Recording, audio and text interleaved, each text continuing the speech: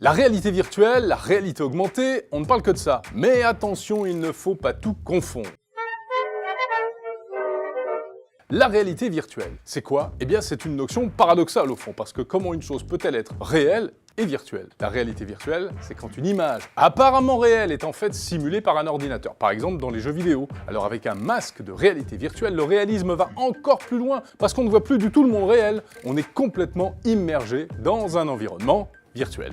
On peut avoir l'impression qu'un zombie nous fonce dessus ou qu'on tombe d'un immeuble. Ah, c'est ce que permettent les masques de réalité virtuelle Oculus Rift, HTC Vive ou Sony PlayStation VR qui fonctionnent avec un PC ou une console de jeu, ou les petites lunettes de type Google Cardboard ou Samsung Gear VR qui, elles, fonctionnent avec un smartphone.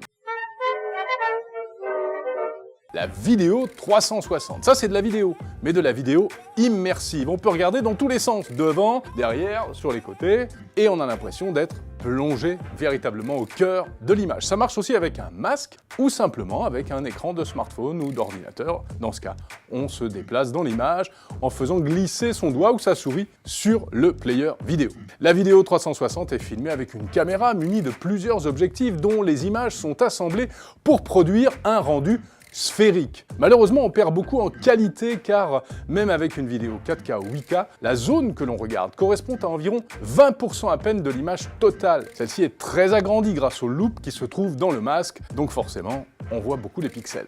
On confond souvent vidéo 360 et réalité virtuelle, mais ce n'est pas la même chose, vous l'avez compris. Sauf que parfois, c'est vrai, il y a des éléments virtuels incrustés dans la vidéo 360, comme des personnages, du texte en 3D, etc. Alors dans ce cas, oui, on peut dire que la vidéo 360 devient presque de la réalité virtuelle. Vous me suivez? Enfin, ça, c'est encore autre chose. Prenez le monde réel, ajoutez-y des éléments virtuels, comme par exemple des monstres si c'est un jeu vidéo, ou des schémas techniques pour des applications professionnelles. Il y a par exemple le projet Tango de Google sur smartphone, ou bien le casque HoloLens de Microsoft. Dans ce cas, on voit le monde réel et on voit par-dessus des éléments supplémentaires qui font penser à des hologrammes, car on peut tourner autour. Alors, réalité virtuelle, vidéo 360, réalité augmentée, c'est vrai que toutes ces notions se ressemblent un peu, d'autant plus que parfois elles se mélangent entre elles, mais attention, soyons précis.